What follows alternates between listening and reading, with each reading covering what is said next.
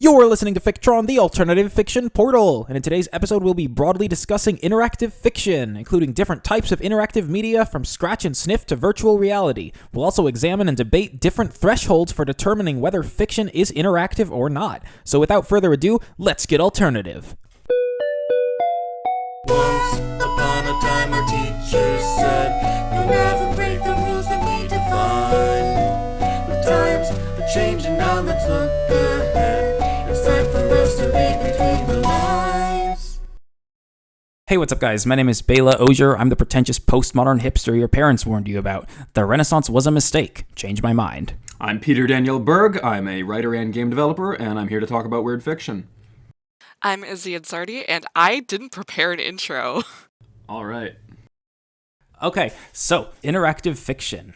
Colloquially, interactive fiction refers to fiction that requires active engagement, or at least encourages active engagement from the audience. But I do think it needs to be said, I do think we need to get something out of the way first. All fiction is interactive. Yes, I would agree. Because, like, when you read a book or watch a movie, that is itself interaction. You know, you cannot have fiction without interaction. What if it's just kept to the author, though? I mean, that's an interesting idea. Like, there's certainly people who have written fiction or created fiction without sharing it to the world.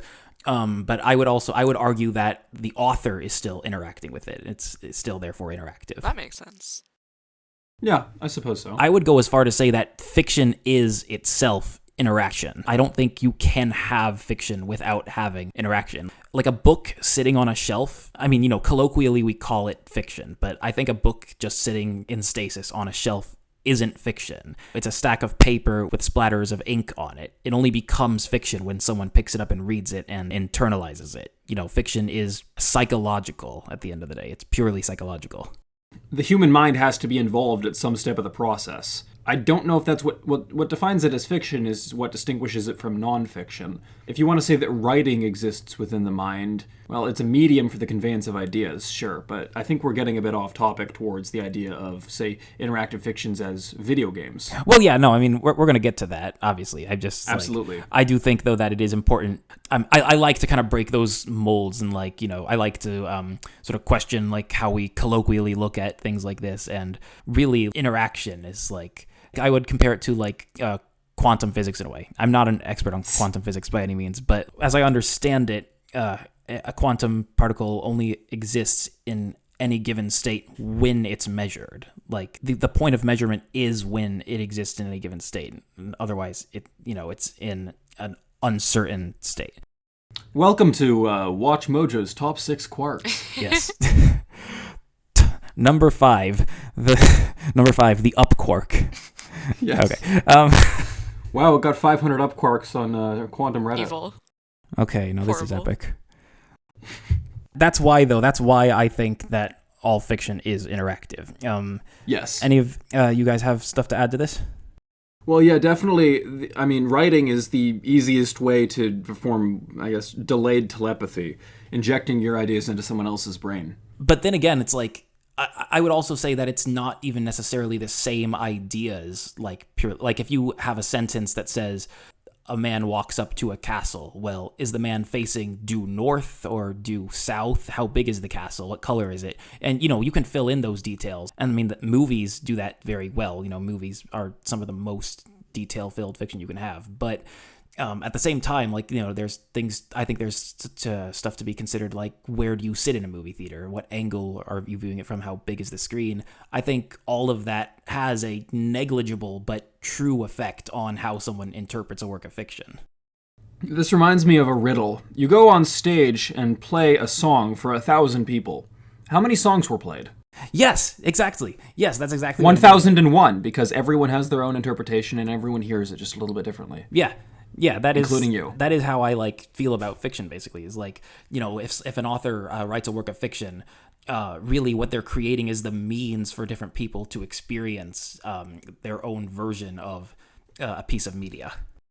Yeah, absolutely. Yeah, they treat it like a piece of media. Is he? I guess, like, all fiction is pretty much creation, and, like, creation in and of itself is a form of communication, and... Wait, that sounds dumb. No, I liked that. I like it. Okay, great. I'll continue on with that. I'm sorry. I don't even know how to continue with that, though. I'm so sorry. No worries. Well, if we're gonna, hit the road or the court on this, then let's go from the abstract to the concrete. Let's talk about something a little more specific, something a little more grounded. Let's talk about how. Well, now I'm blanking too. Sorry, it's contagious. Are you guys familiar with the concept of ludonarrative symmetry? Absolutely what is not. that? LUDO, ludus, L-U-D-U-S, is the Latin word for game. So ludonarrative symmetry is when in a video game you have story communicated through gameplay, and story and gameplay matching each other and meshing really well. And it seems interesting to me that it's relatively rare. When you do find it, it's really, really good. And of course, this is going to be a conversation that has spoilers for games that people in the audience might not have played. I'm going to try to keep what I know to spoiler minimum. In Undertale, for example, there is a great deal of ludonarrative symmetry when it comes to the combat system. The combat system, it's an RPG that uses bullet hell mechanics. And you have, when you attack, it's more like a Mario Golf meter. You're a foreign entity in the underground. You are a human being who's trapped underground, and in order to get through the underground peaceably, you have to interact with monsters on their terms. And so this is reflected well in the gameplay, because you have to engage with the bullet hell mechanics and basically act as a diplomat, essentially. If you use the combat mechanic you have, which is the Mario Golf type of meter, where it swings back and forth and you have to strike at the right moment on the meter, you're not playing by their terms, you're going against them. And so that's a good example of how gameplay is helping to communicate story. Okay, that's interesting. The mechanics themselves, depending on whether you decide to cooperate with them or fight against them. It matches the narrative, yes. I like that. And plenty of games have this, although not as many as you might think. There are certainly many games where there's a complete disconnect between story and gameplay. And it's always rough to see that, because in retrospect, of course, you can always look and say, well, they could have done this change just a little bit better, and then the way you play the game would have actually communicated story. And it's like you were saying before we started, the Stockroach ARG. Even little bits of lore communicated in notepad documents in the background are things that, A, require user engagement to notice, whether you're freeze frame and frame stepping through it to read them. The way that's done is so that it requires active participation, but I'm sorry, it got away from me. We were talking about ludosymmetry. Ludonarrative symmetry, yeah. Story and gameplay correspond to each other, helps to communicate story through gameplay. It's kind of like the idea I brought up in last episode that at the time I called it future retroism, but I've since come up with a better name, displaced patina. When the oldness of one thing is reflected in the oldness of a type of media that's not as old. And I'm writing an essay about it right now that I'm going to try to post on the Fictron blog. Hopefully it's up by the time this episode's released. But yeah, it's kind of like that. Okay. I think we should differentiate a little more what we really mean by like active versus passive engagement, because you could draw the line anywhere pretty much. But for the purpose of this discussion, I think I think all of us are drawing it basically as just sitting and absorbing a work of fiction through the text or through video or whatever, versus having to go out of your way to actually engage with it. So I think, colloquially, you could argue that a scratch and sniff book, for example, is interactive fiction.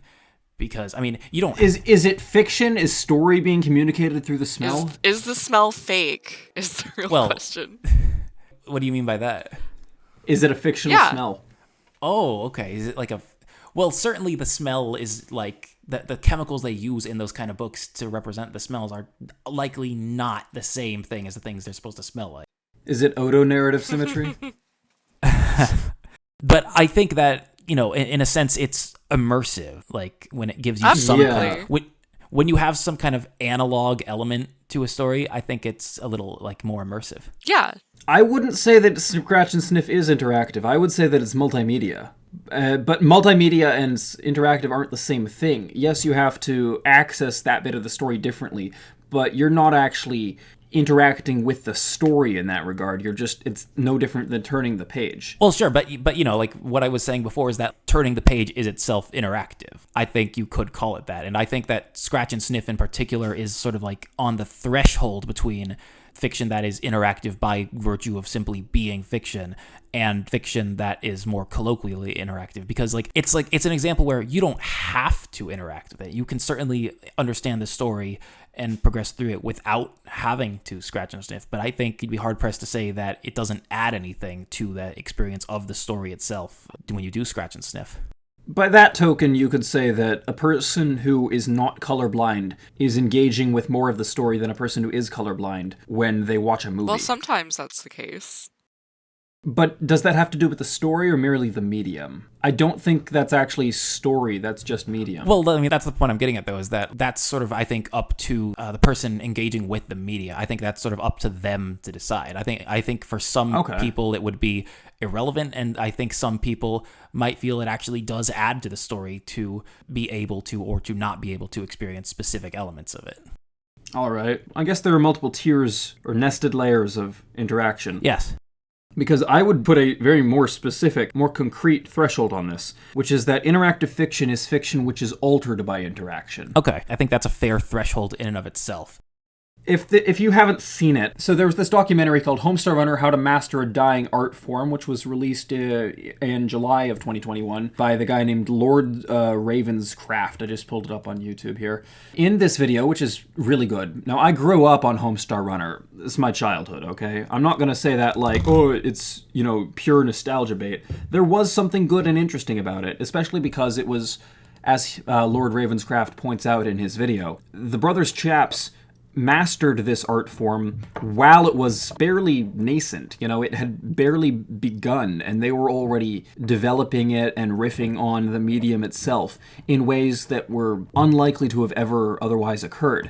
And one of those was that, at least in one episode, there is something that you can do in Flash which you can't do in essentially any other medium, that requires not only active engagement from the viewer to consume it, but active engagement for the story to proceed.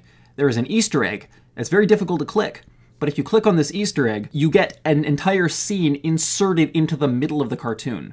How would this happen in any other medium? Yes, that's a lot like there are some Homestuck Flash animations where an icon will appear in the corner for a brief moment, and if you are, sharp enough to see it and click on it, it will do the same thing. It takes you to a totally separate, animated segment.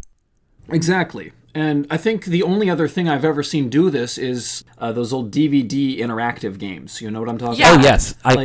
Like Star Trek Voyager FMV game or whatever. I think we could do a whole episode on DVD menus, honestly. There's so DVD much fodder there. Oh, yeah. I remember there used to be a single-serving website called You Fell Asleep Watching a DVD. So it was just a compilation of DVD menus. Oh, I love that.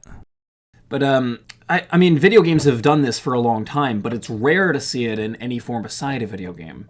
The first Easter egg, if I recall correctly, was, and this is only from academic reading, I haven't encountered this one myself, was in a 1970s game called Lunar Lander, where if you went off-screen to the right for far enough, you would end up at a McDonald's. We have lunar landers at home.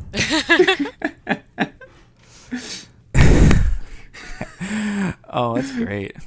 Certainly, though, video games, I think, are an example of interactive fiction that you not only are able to interact with that, it actually, like you said, Peter, I think it requires it. Yes. It's not merely something that is possible, it is a requirement. Oh, absolutely. Yes. If you, you could just turn on a game and just not do anything. I mean, there wouldn't be much in the way of lore, but you could certainly argue that some kind of narrative is being created in that moment of just a character standing and doing nothing. That's not a very good story.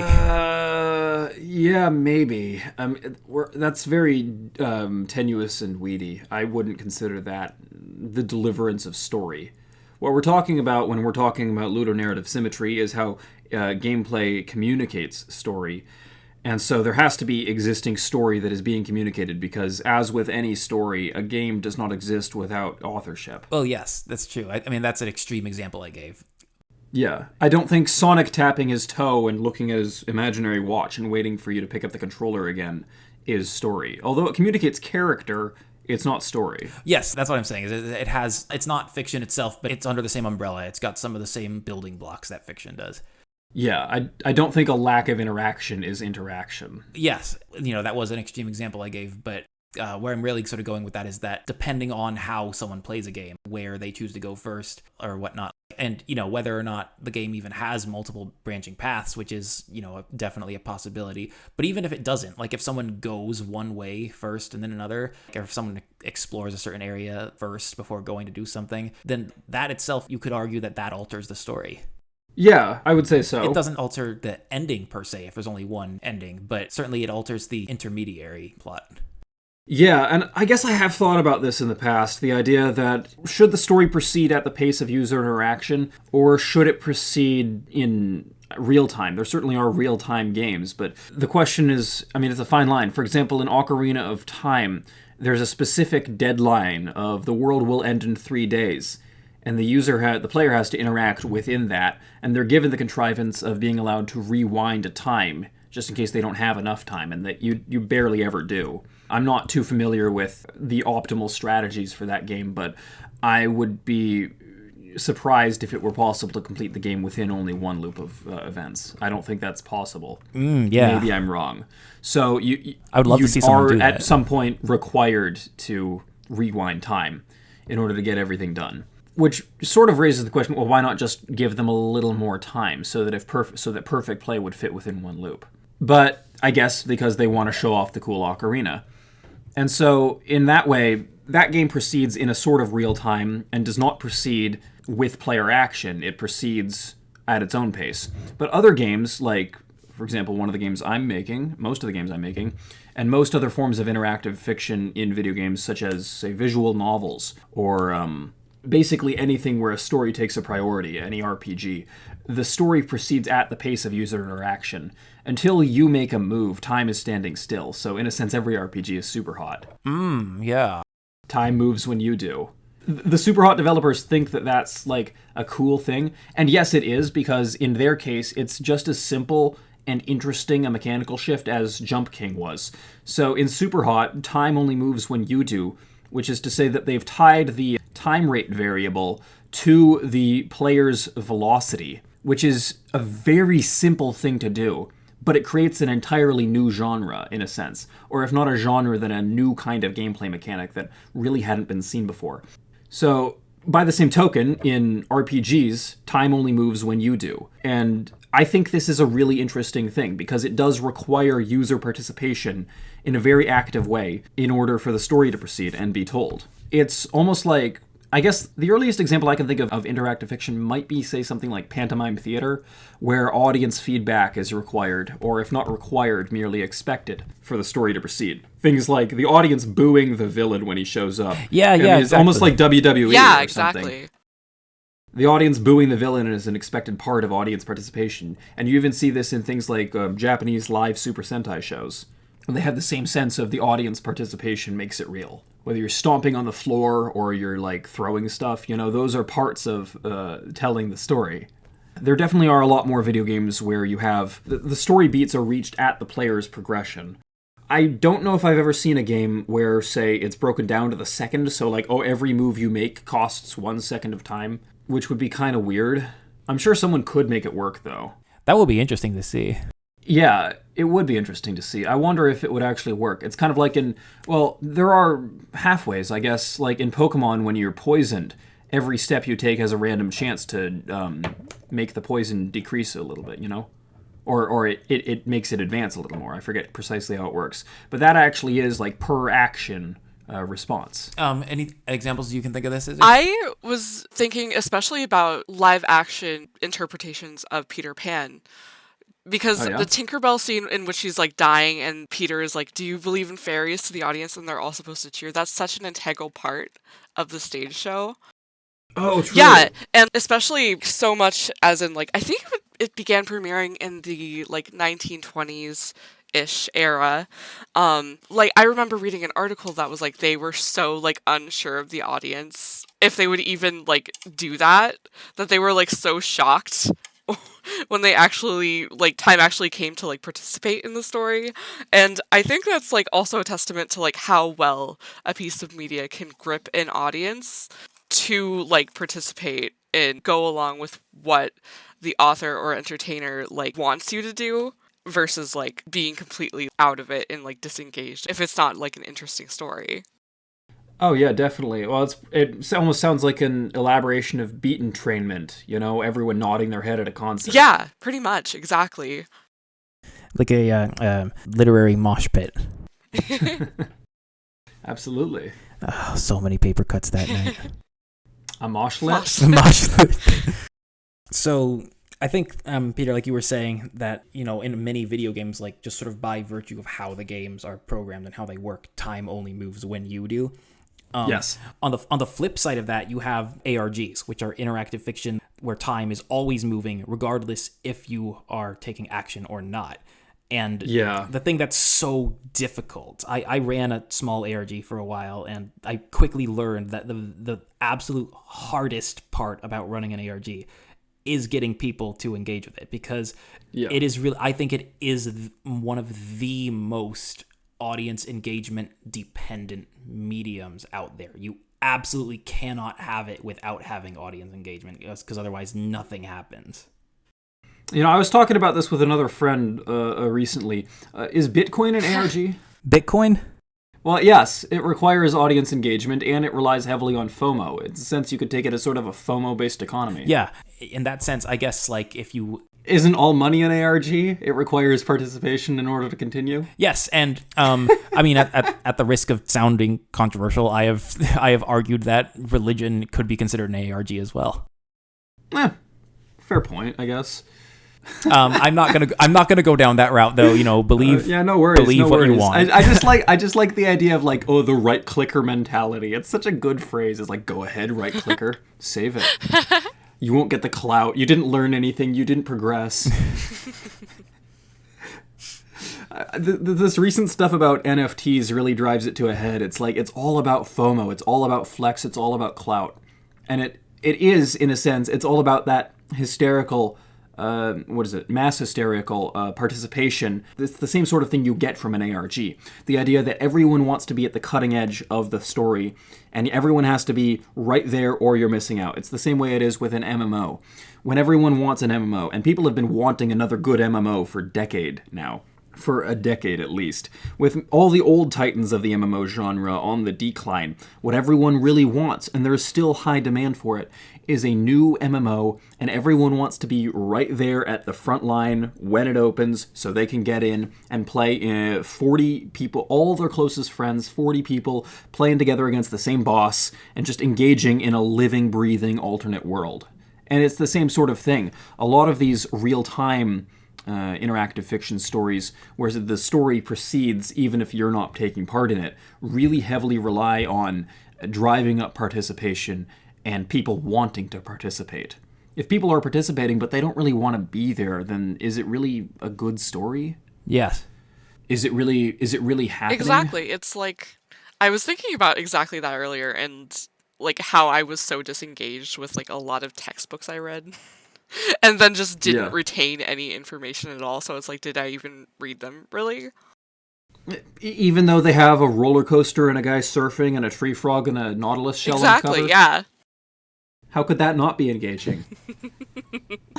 Yes. Can't judge a book by its cover, to say the least. Aww. I think, that's another point, though. I think that, like, it's not so much that you can't judge a book by its cover. It's more that... everyone inevitably will and does judge a book by its cover to some capacity. Well, that's the reason that books have covers. But it's not just that. Like, even if books weren't given covers. This book has been sold as unstripped and destroyed. Yes. But, like, more broadly, what I'm saying is that the physical condition of a piece of media that you're engaging with, or, like, the conditions under which you experience do inevitably have some effect, whether it's noticeable or otherwise. They will have some kind of effect on how you interpret a piece of media. Yeah, like the ancillary and surrounding pieces of presentation. Yes. Those that don't contribute directly to the story but merely surround it. Yeah, exactly. Yeah, I would say so. I thought of another good example, which is, so in several games recently, it's become increasingly common to have dynamic soundtracks, where the music itself responds to player input. So, for example, in Super Mario Odyssey, the sound effects in certain areas change depending on what mechanic you're using. When I think it's in the desert zone, for example, when Mario turns into the little electric thing and zips along the live wires, there's this little arpeggio, and it changes its pitch to match the background music as the background music is playing. And another earlier example would be in Metal Gear Revengeance, where if you're doing really well in combat, the lyrics kick in, but otherwise the music is just the instrumental. Yeah, I like that. I like it when media does that with it's just when audio is integrated that well to reflect what's actually happening. It's so good. Oh yeah, absolutely. I mean, it's so powerful to be, slicing this super katana through some evil bad robot, and you make the perfect slice, and the score goes super crazy high, and it's like yet staring across this barren wasted land, and then it just sort of drops out sometimes, but you get that brief little pulse of there's something more to this world. There's something that required your engagement to happen. Yes. Yeah. It's like you did a good job. You were rewarded with not merely more story, but you were rewarded with a story from a different angle. You were rewarded at another peek behind the curtain, a greater Umwelt. Umwelt is the idea that your senses determine your environment, and this is something that I feel like a lot of video games really ought to take into account more often. Because too often, I think, games are overly concerned with presenting exactly the same story to everyone. And this, I feel, is born in part out of the developer's trepidations that the gamer will miss any part of the story. But an experience should be allowed to be a little bit more unique. In fact, I would argue that more game developers should be interested in making stories that change depending on the user's interaction. Not merely to have multiple endings, but that certain things become accessible only based on, say, system settings. Things that you wouldn't really think about.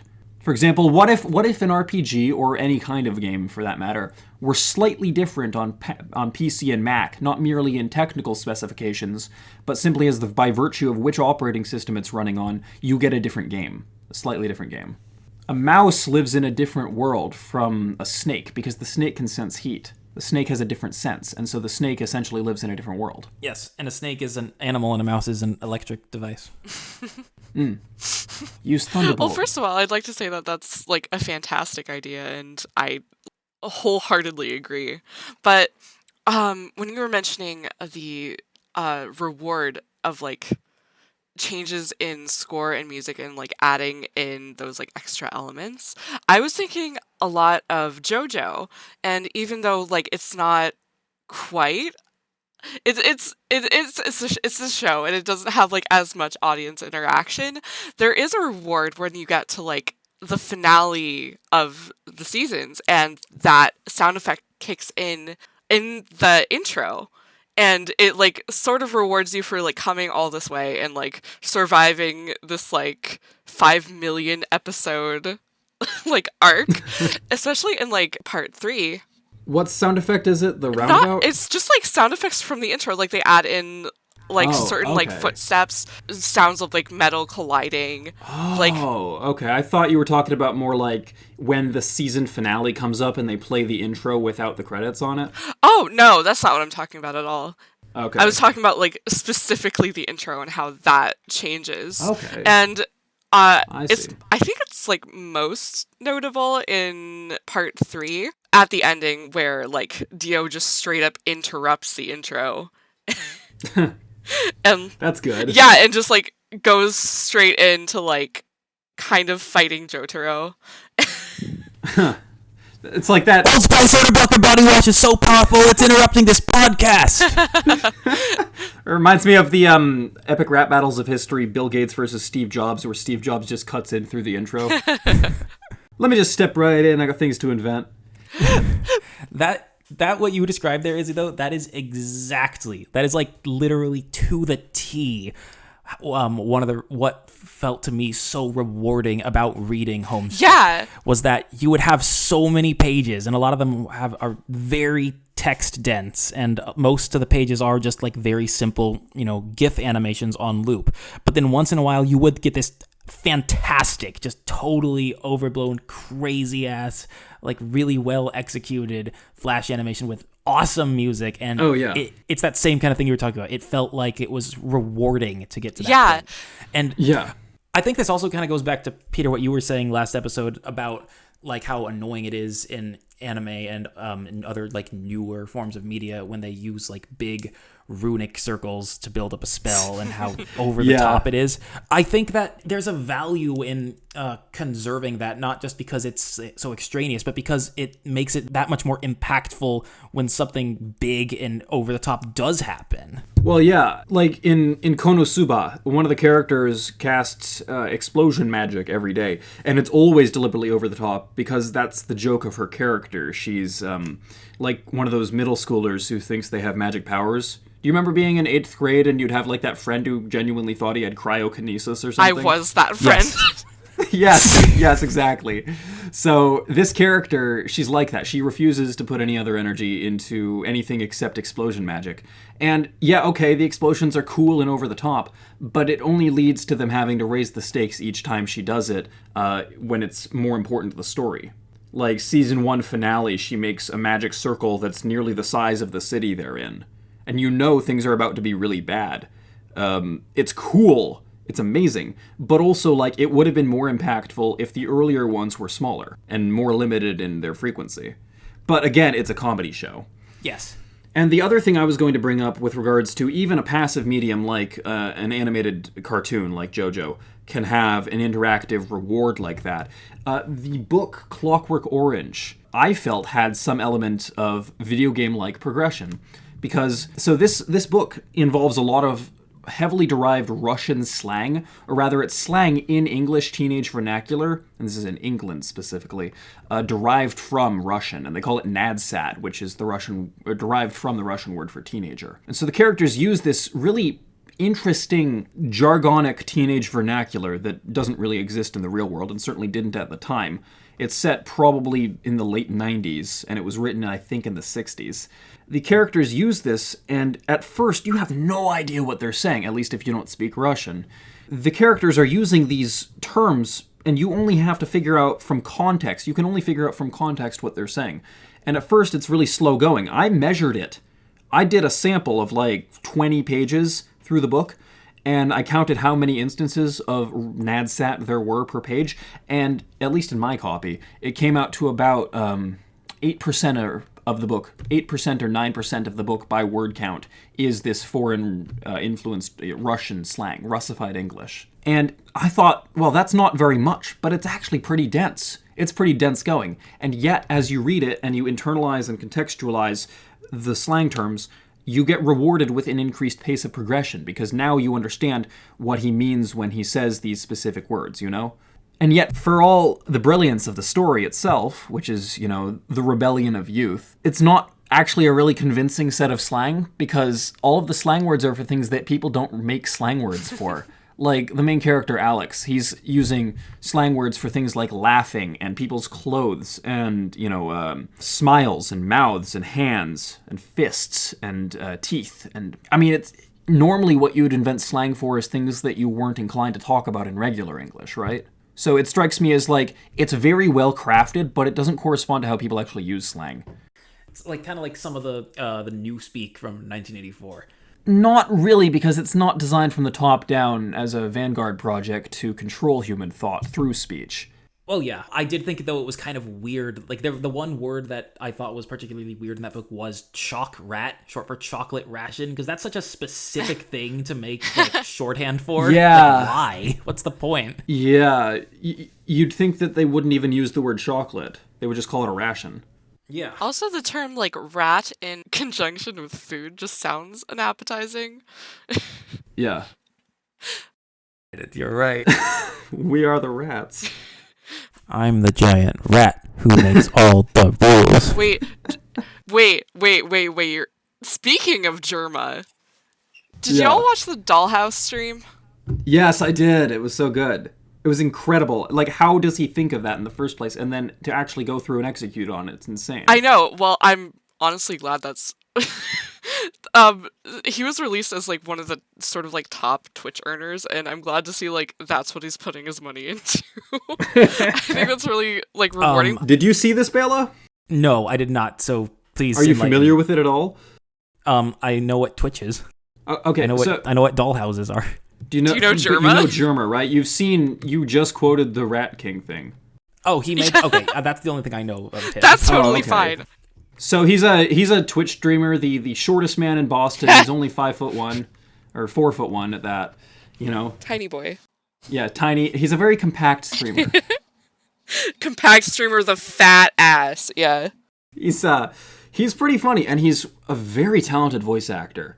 Izzy, have you seen the clip where he's playing Bugsnax and he just rattles through like 100 impressions in 20 Yeah, minutes? that's insane to me.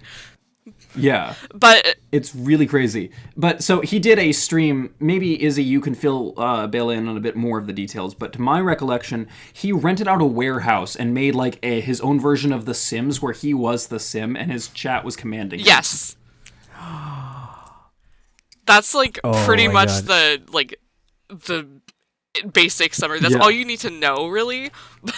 It's Yeah. like Twitch. It's like Twitch plays Pokemon, but with a real human Yes, being. and they've Yes. murdered Yes. him. Yeah. No, it was really funny. Oh, I love Because stuff like they that. had like guest stars come over and weren't some of them dressed as clowns? Yes, there were clowns. That sort of thing. And there was like, he couldn't get out of the house because his bed was blocking the way. Yep. But he has like, he's pretending he has the limited motion of a Sim. Yes, and like the same emotional bars and stats, and he has to like react. Yes. To those. Yes.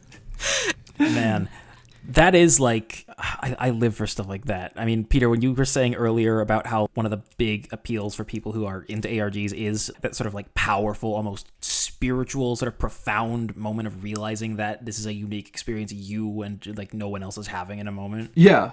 That basically is like probably one of my absolute favorite things about ARGs is just that there is something really powerful about being like, wow, I'm having an authentic experience with someone that no one else is having right now. Like, that's really kind of cool. It's not merely that no one else is having it. I think my point was more that you're having it with tons of other people and your experience is unique. Yeah. Yeah, it's like you and several other people are having similar but unique experiences. Absolutely, like, all together. absolutely. It's your experience.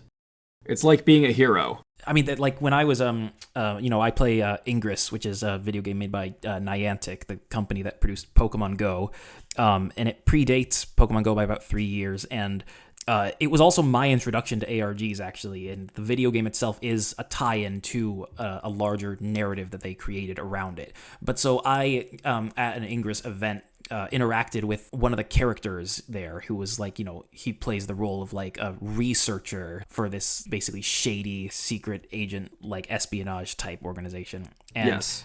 I suggested, I was like playing up the role and saying like, you should do this, like you should research this thing. And he said, that's an interesting idea. Like, that's a good idea. I think I'll go tell corporate about that or like whatever. And it's like, I know, obviously it's like, it's not actually going to impact the actual Ingress lore in any meaningful way that it will be noticeable. But like, I know that I made that happen and that it's technically canon in my experience. And that's a really powerful thing. Absolutely. Even real world, like, corporate interactions could stand to have a bit more narrative surrounding to them. Like, when I suggest a feature to Google Drive, like, I want it to feel like I'm addressing, a fictional character. Like, you know what I'm talking about? Yes. I like the idea that it can make it feel more like it matters. And sure, that's a weird example to give, but what was the other thing I was going to think of? Oh yeah, I was at a convention once and I ran into Tomska and I'd said, hey, can you make like a shirt with the entirety of Asdif movie on it? And at first he didn't know what I meant. And I explained that I meant like, I want a collage of every frame from the cartoon as a shirt. Just like tiled across the entire shirt like a film reel. And he was like, well, we'll see about that. We're too busy brainstorming like a plastic mine turtle. It's like those like pieces of wall art that take frames from a movie and like certain progressions and then just like stick them on the wall. So it's like these color bars, but since it's like Asdif, it's just like black and white. It's nothing. Big old barcode. Yeah. Yeah. Well, yeah, it's oh man, that reminds me of the old MIT hacks page. I got into that because the Homestar Runner wiki had a list of Homestar Runner appearing in other media, which I don't even know if they maintain that anymore because it's obviously extremely dense. They probably do, though. But it was, there was one instance where there was a hack, and MIT students at the time used the word hack to simply mean like a prank or an art installation, essentially. So something like putting a paper mache police car on top of the dome was a hack.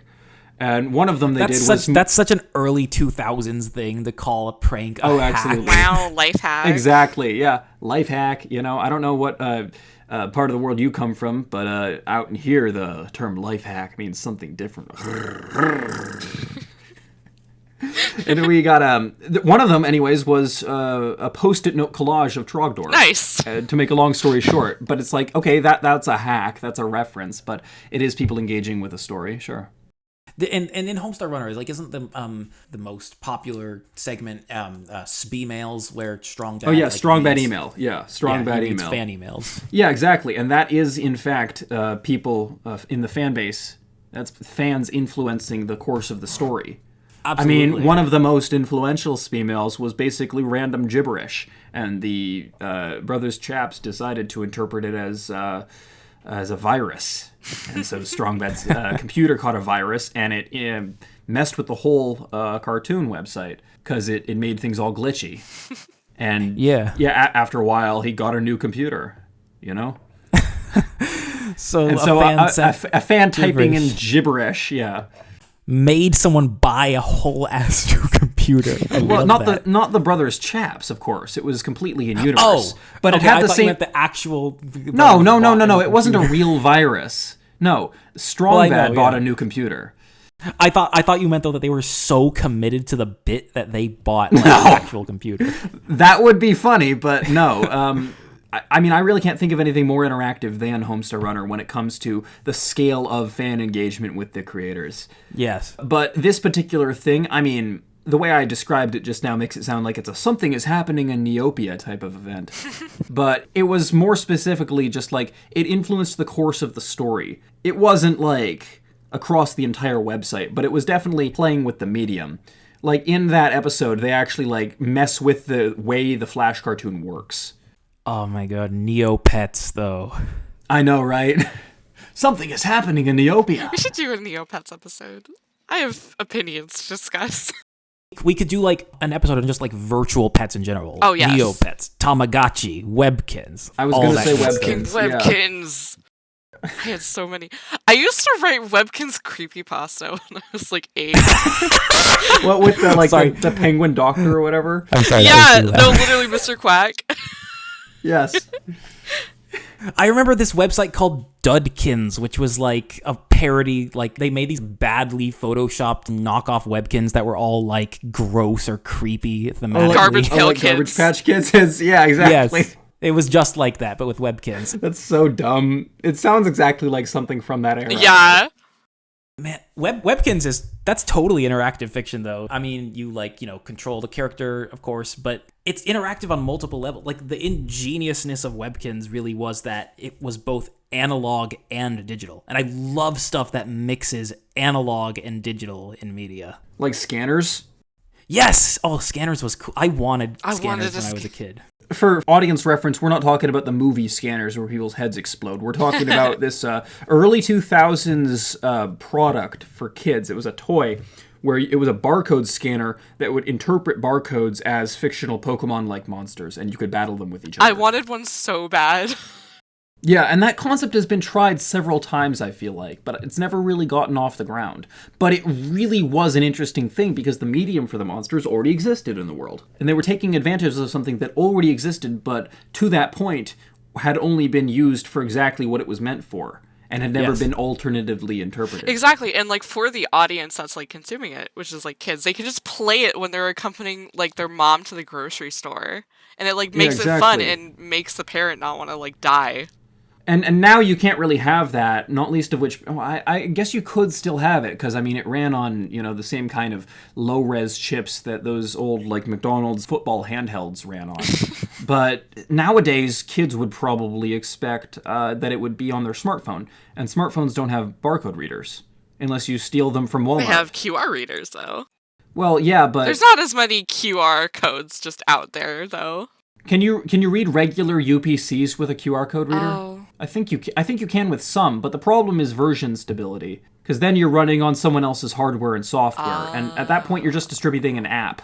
And that's not nearly as engaging as having a specific physical device with, like, transparent red or purple plastic, so you can see the circuits inside, like one of them old calculators or Game Boys, and then you can scan it and get it on the LCD screen, and it's this weird golden bat with, a crown on it. There is Munzie, except Munzie is, really not fiction. It's like geocaching. It's like a scavenger hunt type of app where, like, people hide these QR code stickers around, and, like, you can see, like, where they are, and it's just like a way to explore new places. It's not as fun or interesting as geocaching, though, not the least of which because it is just a QR sticker, not an actual container hidden somewhere. Yeah. If only they could make it so that the container itself was the QR code. Yeah, see, I think some people do make, like, hybrid Munzie geocaches. What I was thinking is, what if you had a system where you had to have sort of a carved wooden box, and the pattern that's carved into it is the QR code. So that would lend more, like, medium stability to it. Modern day runes. Not merely just modern day runes, exactly. I've seen alternate forms of QR code that are specific to products, like, I forget if it was like Transformers or a similar product line, and I don't think you'll be able to find an image reference for this, but there was some toy robot brand where they had their own, like, gear-shaped QR codes or something. And it was like the data was encoded in the tooth pegs. Ooh. Oh, that's cool. And so it worked with a proprietary app. It was that sort of thing. And, I mean, that's sort of the same thing as Amiibos on Nintendo. Yeah. Where you plug it in and it brings the character into the game. Although that's definitely been done much before Nintendo did it, way before. Yeah, and I mean, it's like, if the number of copies of Disney Infinity on the shelves at Thrift Store is any indicator, Oh boy. it's clearly not exactly been successful in the past. Yeah, oh boy. Yeah. Why don't... Well, if we're talking about Disney Infinity, isn't that just Kingdom Hearts? Well, yes, but like it had an analog element though, where like it came with like plastic figures. Did I talk yet on this podcast about my idea why Homestuck and Kingdom Hearts are similar? Not on the podcast, but you've mentioned that to me, and I think it's really spot on, actually. So, Izzy, my idea for this, or my thinking about this, is that Homestuck and Kingdom Hearts are similar in that they are complex for similar reasons. And those three reasons are that you have time travel, and time travel actually changes the sequence of events. You have every character can potentially be three different characters, and you have worlds based around characters themselves. So different mental spaces, a little bit like Psychonauts. Different mental spaces or different alternate realms based around a character in particular. Those three factors combine to basically explode the complexity of the story. I don't know if I could actually draw this out into like an 8-minute or 10-minute analysis video, but it's certainly worth thinking about, I think. I totally think you could. There's like a lot there that you could talk about. I could totally see it. Well, yeah, it's like if you want to make a story that has the same sort of like... Because both of these have ridiculously specific fan bases who cannot articulate the entire storyline, but know every part of it individually. Yeah. And it has that same sort of like, let me tell you about this, and then they ramble for 40 minutes, you know. Exactly. And it also has, because of that, fan engagement is very deep, even if it's not very broad. If someone wanted to write a story that was aiming for a similar sort of engagement, they would do well to follow those three templates. Write a story where every character can be three characters, or something like that, you know, a multiplicity of character definition. And you have each of them having a mental space world or something, so lots of different worlds, and time travel. Not just time travel, like layers of different types of time travel on top of each other. Layers of different types of time travel, different types of realities, and multiplicity of character, I think, are the three factors that lead to a disgustingly complex story that's hard to follow until you get into it page by page. Just make a very compounded onion. You know? Yes, exactly. A fractal onion. Yes. Mandelbrot's onion. So this is what the Shrek lore is like. Yes. Shrek interactive media. Let's go. Certainly in the fourth movie anyway, there's the whole time travel plot. Oh wait, no, it's on the tip of my tongue, but I'm just gonna say it's Julienne Fry's Julia Set Because I can't figure out how to combine that with Mandelbrot onion. You want you some Julia fries? Something like that? I don't know. Yeah. Definitely there is time travel in the fourth movie, is there? Yeah. Why? Because like, reasons. My hell life, and then he goes back to like before anything happened, I think. Definitely there is time travel in the fourth movie, is there? Yeah. Why? I don't quite remember. Oh, it's one of those. It's like an It's a Wonderful Life type plot. I think so. Kind of. Okay. I think there was also Rumpelstiltskin in that one, but I don't. That one was bad, though. Yeah. Well, yeah, I don't know. Well, we got to take Shrek back to his roots. The characters become too divorced from what fans fell in love with in the first place. Back to the core of the onion. Yeah, back to the core of the onion. Yeah. We should do a Shrek episode. I think it'd be nice to watch all the movies again in like tandem. Rapid succession. Yeah. Yeah. On video stream together. Oh yeah, we could totally do that. I think that'd be sick. I do think Shrek subverts traditional media tropes enough to warrant it being called alternative, yes. Even though it's a multi-million-dollar production? Yes. A multi-dollar production? I never said alternative media couldn't be successful. Okay. See, I wouldn't be inclined to call Shrek alternative media, but if it's alternative... I don't even know if it's alternative storytelling. I definitely think that Shrek was... Well, it was a children's book, first, right? Yes. Yes. And by, what was his name? William Stagg? I think Shrek was a good movie, but it was bad for the industry. Just going to say it right now. I think that the legions of imitators it spawned with regards to, say, like, oh, it's fairy tales, but they're crass and they sing 90s tunes. I think that was ultimately bad for animation. Yeah, no, I think it's true. That people really ran with that for a while. Yeah. Pain. Yeah. And it just got old really fast. Pain and suffering. Coming back to the topic of interactive fiction, did you guys ever hear about the 4D Shrek film thing? 4D. Are you talking about like one of those ride coaster things where it's like it's like a rocking ship with a screen at the front? What? I don't think it was a roller coaster. I think they actually shut it down. But it wasn't. No, but recently. it was like it was like a short film, but it had like the theater. Is it the one at Universal Studios where you sit in Yes. seats that spray water at you and stuff? Yes, that one. Yeah, okay, the polysensory experience. I went on the Minions one, or the Despicable Me. Why would you do that to yourself, man? What's the Minions ones like? Because my friends were doing it too. We went to Universal Studios, and we went to the Despicable Me one. Yeah. The line was short. Of course the line was short. It's Despicable Me. But we only had so much time in the night. It was not bad for what it's worth, but I'm certain there were better ones. I recall, I was talking about this with my dad a while ago. I don't remember where in my life or when in my life it occurred, but there was, to my recollection, a 4D movie experience like that I went on when I was very young, which was, I think it might have been at one of the Smithsonian museums. So the basic premise of this, as far as I recollect, and it's buried deep in my memory, it was like a surgery, or like there was a woman pregnant with a child that was possibly an alien, like an extraterrestrial.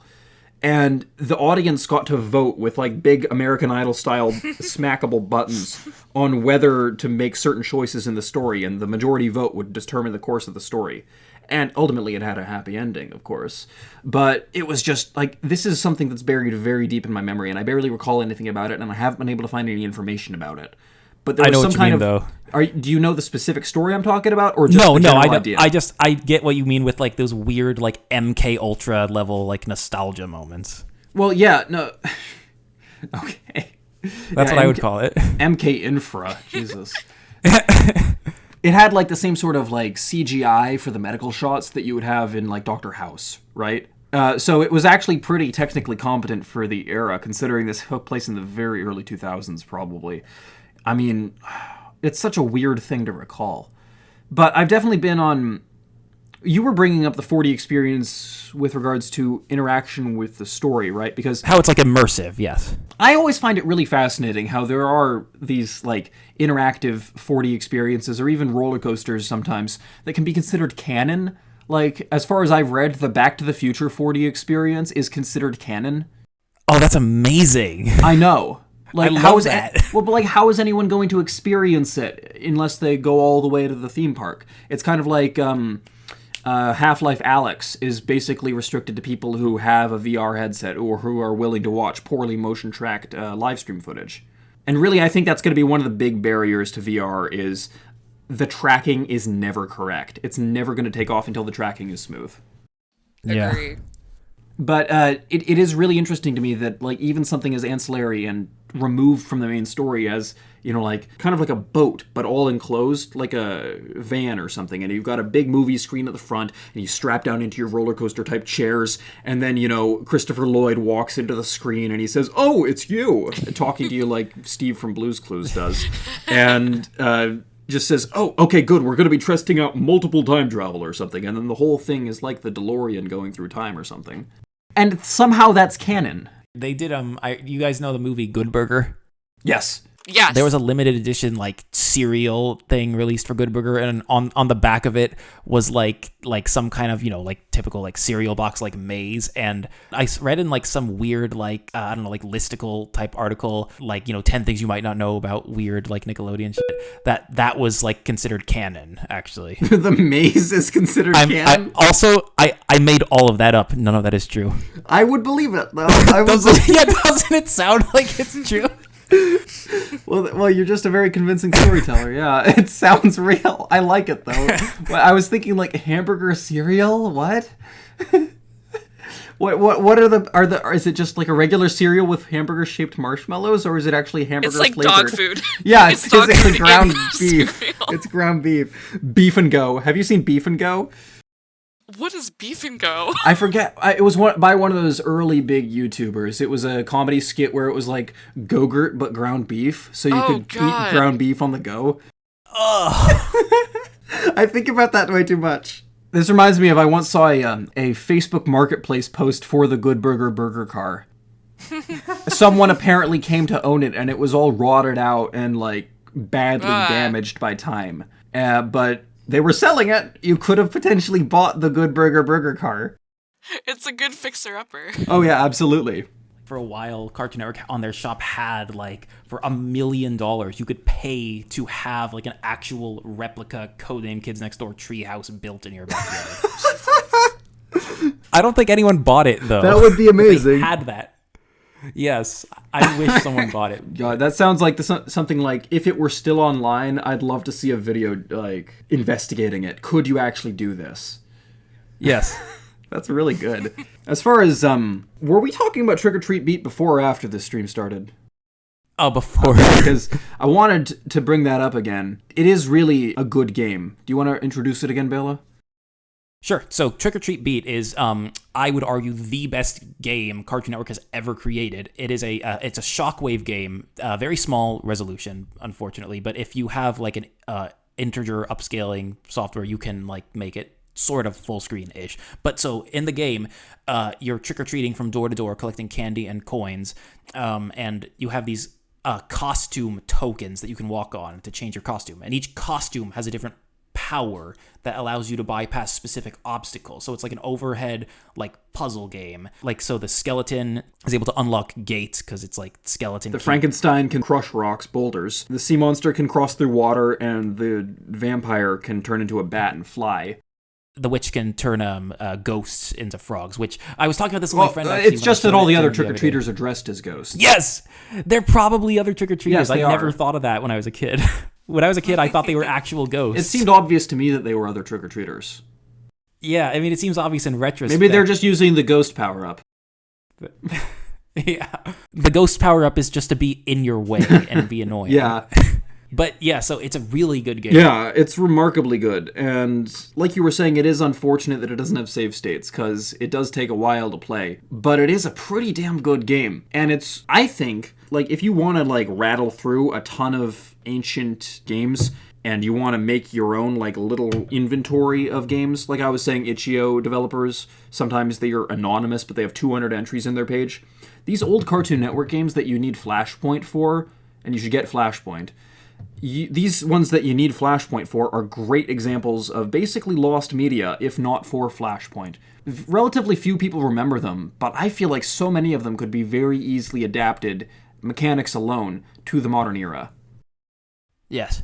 I was pleased to find out. I saw a meme recently that was like a compilation of just a bunch of screenshots from like old property licensed Flash games from like Disney, Cartoon Network, etc. It was a collage of all these screenshots, and it just said you had to be there. So I'm pleasantly surprised to learn that like more people remember these games and played them than I originally thought. But I think you're right though that like relative to how many people play and remember like big like Pokemon or Kingdom Hearts and so on, like I think it's not as much. It's more still than people who remember, say, like Flash banner ads. So, okay, this is a bit of a weird segue, but I actually am going to have to like hop off pretty soon. Oh yeah, no worries. Because I got work today. But I also want to say, like, if you guys have more to say, like, keep recording. Like, don't let my leaving like stop you from recording. Like, if you got more to say, that would be awesome.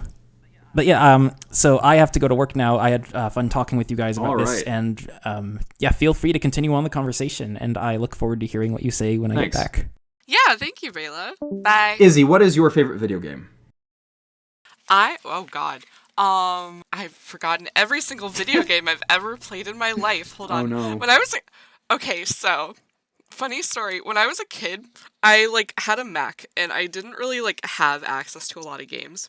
So, I downloaded like this Linux Super Mario remake like knockoff, and I would play it like on repeat until I had like millions of points. Nice. But honestly, at the moment I really like Deltarune. Nice. Yeah, I've been trying to stay spoiler free on that because I haven't had the time to play it yet, which is to say that I haven't opened the executable yet. But for the little that I have seen of it, I'm really eager for. Yes, I think. I mean, how else are you supposed to sell it? But it's a Toby Fox game, you know. Exactly. Like, if you enjoyed Undertale and talked about it, like, we talked about it so much at length, then I'm sure you're gonna love this. Yeah, absolutely. It's fantastic. Especially since it was like the first game Toby started working on, actually. And then I remember seeing something about that it was, essentially, Undertale was something to fill the time while he figured out Deltarune or something. Or he had the characters for Deltarune drafted first.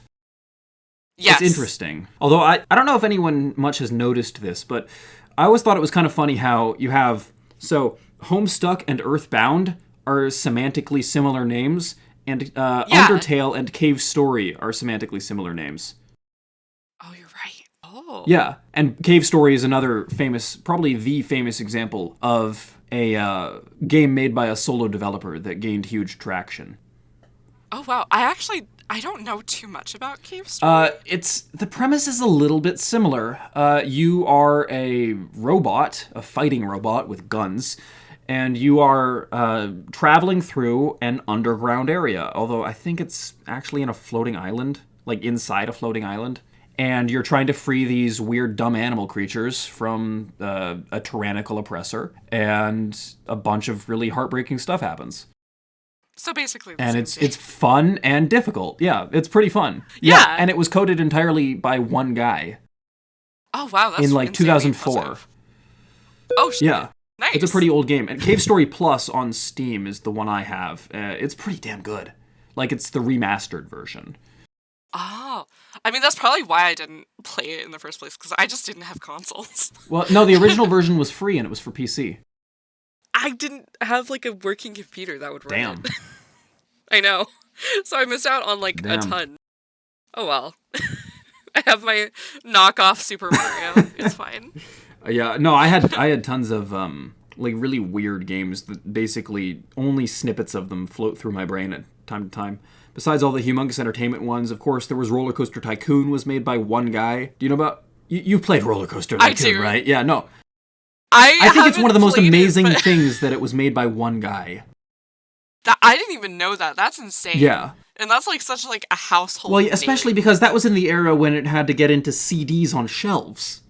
How do you do that as one guy? That blows my mind. Where is he now? I don't know. I imagine he's probably working on other games. Let me look it up. Died in a horrific roller coaster. And the developer is Chris Sawyer. Okay, let me see. So he is known for Transport Tycoon and Roller Coaster Tycoon. What else has he worked on since then? Departure from industry. He sued Atari. And then he has a company now. So, no, he's still doing what he loves, which is tycoon-type games. I'm proud of him. And Good for he's him. also ridden 657 roller coasters in his life. That's so cool. Yeah, that is pretty cool. In what sense is that interactive fiction also? What, riding a roller coaster? Well, if Riding it's a roller coaster canon, and then if the roller coaster is canon, I don't know. he has lots of experience riding roller coasters to make a realistic roller coaster. Oh, obviously. I would imagine that's a large part of it. Especially Yeah. when the roller coasters run at like 1 mile per hour for 10,000 centuries. I want to get off Mr. Bones' wild ride. No. Never. The ride never ends. There was another thing I wanted to ask. The conversation about like 4D Yeah. entertainment and just all these like different sensory experiences, would that not also tie into the scratch and sniff idea we had at the beginning? I mean, I guess the Rugrats movie with the scratch and sniff tickets would be God. 4D. That's polysensory, sure. Again, I don't know if I consider those interaction. I just consider those additional media. Yeah, you're probably right. I was just like curious. Curious. To the point like at which those types of things become interactive. It's amazing to me how many times people have tried to invent smell-o-vision. Yeah. And like you think something would have worked by now, but Yeah, not exactly. really. Yeah. And probably for the best. Well, it's an easy pun to make, and people think if they start with the name, then the concept will work. It's like when you come up with a mashup by coming up with the name first, and rarely that works. Like, Exactly. there was one mashup I love, which is Beastie Birds, so it's Intergalactic by Beastie Boys and the Angry Birds theme song. Christ. I know. Well, don't you tell me to... Oh my god. I know. That's beautiful. It's one of the few that works, and you can very clearly tell the person came up with the name first. It's always obvious when they have. Yeah, it all starts from like a good pun. Yeah, exactly. And so smell-o-vision is the same way. People start with the name and think they can market it on the name alone. But the concept itself doesn't work, in part because humans aren't smell-based animals, and in part because a smell tends to stay around after it's emitted. Because it's a physical molecule. I've seen this so many times, even in like parody ads in Nick Magazine, like earbuds, but they go into your nostrils. Yeah, like what are you gonna do? And also, like, how would it even like begin to emit these things? I guess it would have I'm thinking of like AirPod type devices. Well, if it's wireless, you're gonna have a difficult time. What is it doing? Yeah. Like, you might as well just have a system that electrically stimulates the olfactory nerves. That actually might Well, work. I've often thought that the next step for VR would be just straight up direct stimulation of the brain. Like, Right. brain-computer interface. As dehumanizing as certain aspects of it could be, at least with regards to if the game can send information to the brain, then it can control the brain, potentially. I think there's a Right. great potential for polysensory gaming where you have, say, enhanced electrical stimulation of certain aspects of the brain, the proprioception and vestibulation. So basically, yeah, like your senses of your surroundings and your balance. There was this brilliant game that was ahead of its time and was gone too soon called Shattered Horizon. Have you heard of it? It sounds very familiar, but I don't think I know enough about it. This was an FPS taking place in low Earth orbit, and it was in true zero gravity. So you were like an astronaut contractor using guns in space to fight other astronaut contractors over the ruins of a shattered space station. Wait, that's sick. Why did it not go anywhere? It was ahead of its time, and people couldn't get used to the zero gravity, I guess. I don't know. I don't know why it didn't go anywhere. It just didn't get enough traction. It's a really interesting concept, and it's true zero gravity. There's no fakiness to it. If you turn off your suit's engines and go into silent running, then you like disappear from other people's radar screens, but the only thing that can propel you then is the motion you already have and the recoil from your gun. So in theory, if you aren't careful, you can shoot at someone and win the round, but you'll also eject yourself from the bound of play by flying backwards in the same other direction. I think that's fantastic. I like that better than just like regular VR games where everything is sort of like Oh yeah, absolutely. It would be it wasn't in VR at the time. It was just on PC. Oh, no? No, it was just on PC. Oh. My argument is that it should be in VR. I think more games like that should be in VR. I totally agree. I hate like just VR that's supposed to be like sort of like regular because it always feels like really like trippy and weird. What I want is more VR games that deliberately mess with the viewer. I think that the future of VR games is in nausea, vomit-inducing games. Absolutely. I want games for and, like, VR horror. that actually mess with the senses, that form an assault on the human brain. Exactly, and that's what it should be, shouldn't it? What's the point of like creating this machine that does something like that and then not utilizing it to the full extent that it's If you're just going to treat it as a screen with a weird control interface, then you might as well just use a PC. Exactly. It's like a PC just standing up. It's like a Terrible. PC 5 inches from your face. Yeah, which is also super bad for you. Yeah, Facebook Meta, for instance. They're marketing it as like a parallel internet when it's really just an MMO with a crappy interface. And it's not even like a genre fiction MMO, it's a literary fiction MMO, because it corresponds to real life. You can do anything, you can go anywhere, but it's just going to turn out like Second Life and, what was the other one? Mies? IMVU? The point being that it's all been done before.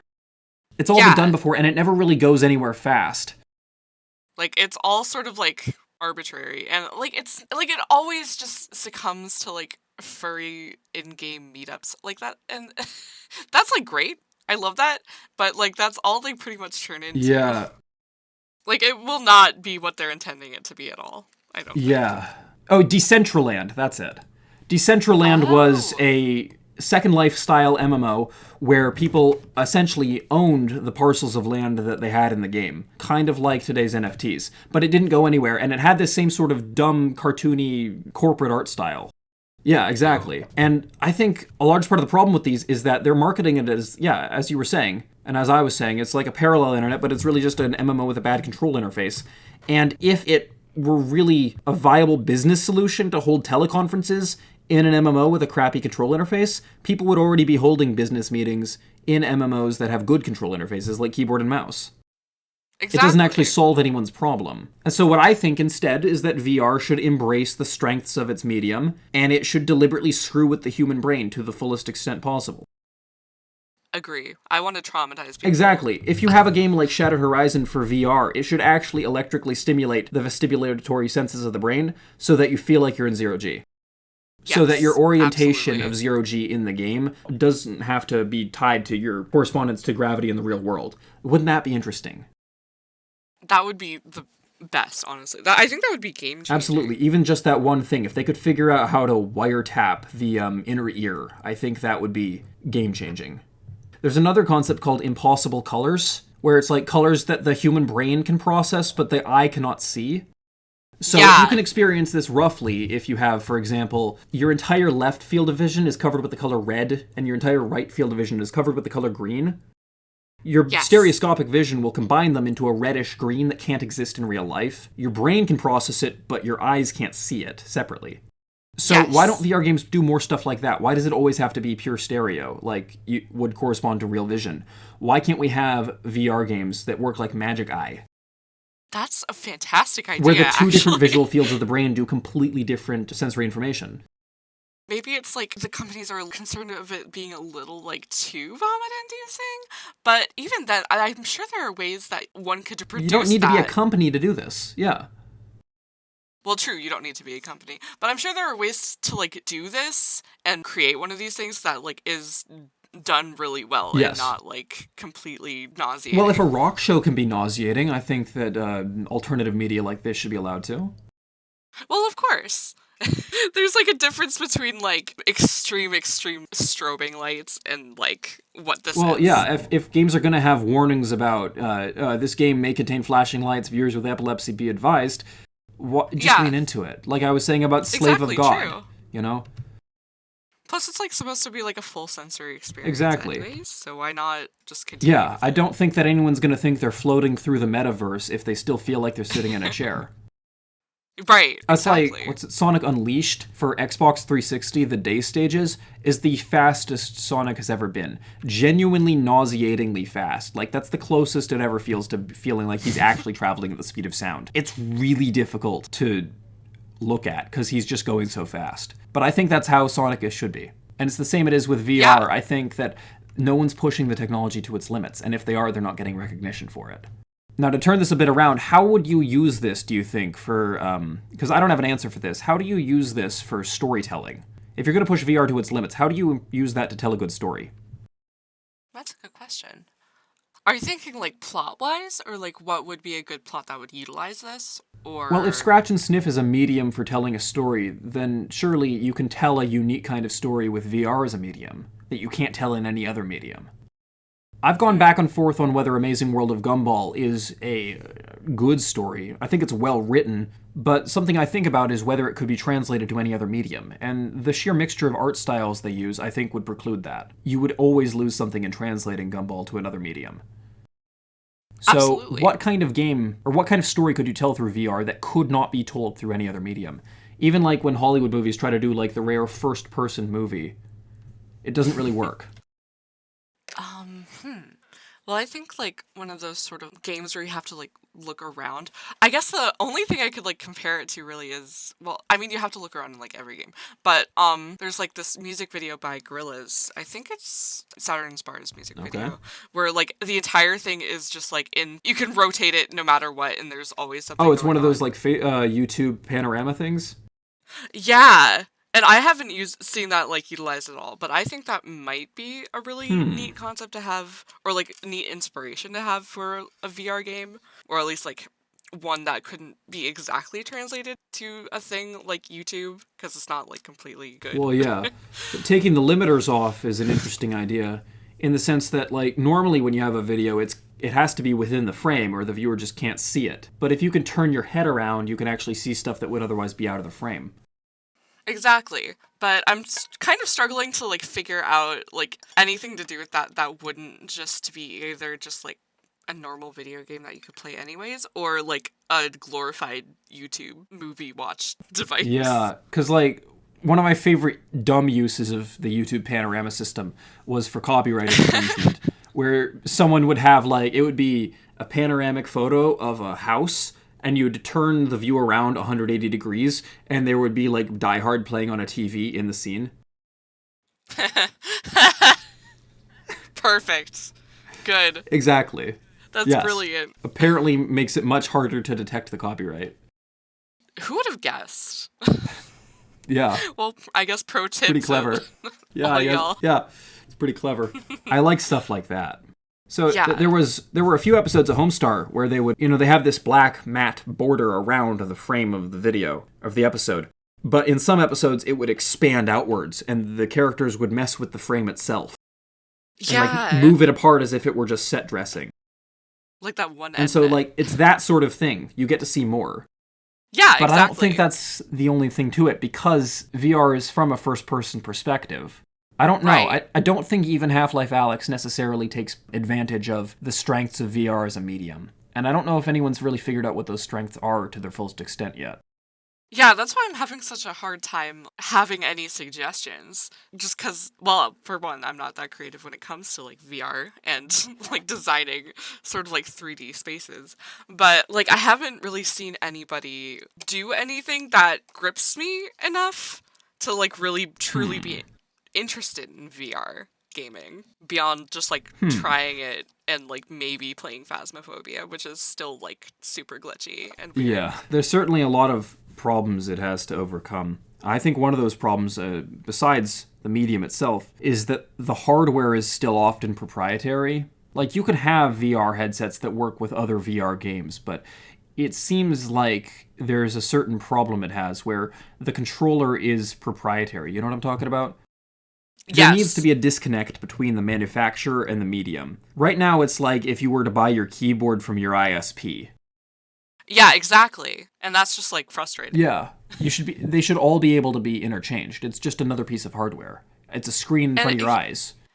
Yeah, and it, like, blocks so much innovation, too. Like, that is so inaccessible that I way. should be able to use one HTC Vive controller and one Steam VR controller. I should be able to use a Wii nunchuck. I think we should bring Wii back. I miss the Oh, Wii. absolutely. No, Wii bowling parties, 3rd grade, hell yeah. Wait, VR, that's just, like, entirely Wii bowling. No, well, yes, but I was just reminiscing about, like, 3rd grade, you'd bring in Wii of course. Sports and play bowling, or you'd play WarioWare Smooth Moves. Those were the days. There was like a fishing game on like Wii that I don't quite remember.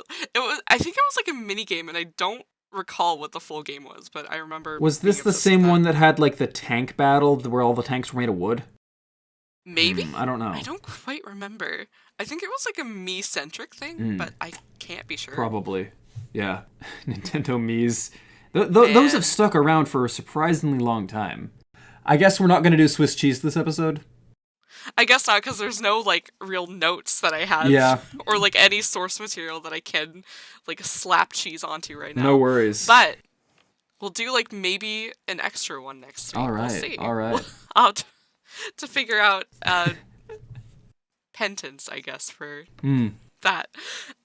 But this is wonderful. Thank you for the conversation. Definitely. And I hope your video file is uploadable, or your audio file, anyway. Me too. I hope it's not so yours large. Too. Yeah. It'll be fine. All right. It'll be fine. Well, see you later. All right. Bye. Thank you so much for listening to this episode of Fictron. Be sure to leave a like and subscribe to the Fictron YouTube channel. Also, check out the official Fictron website at altficportal.wixsite.com/Fictron. That's altficportal.wixsite.com/Fictron. And be sure to follow us on Twitter at altficportal. You can reach me on Twitter at serrated_M, Izzy at Tombstone, and PDB at peterdanielberg.com. Links and relevant media will be in the description. And lastly, look out for an upcoming after show segment where Izzy and Peter talk Western animation. Thanks again.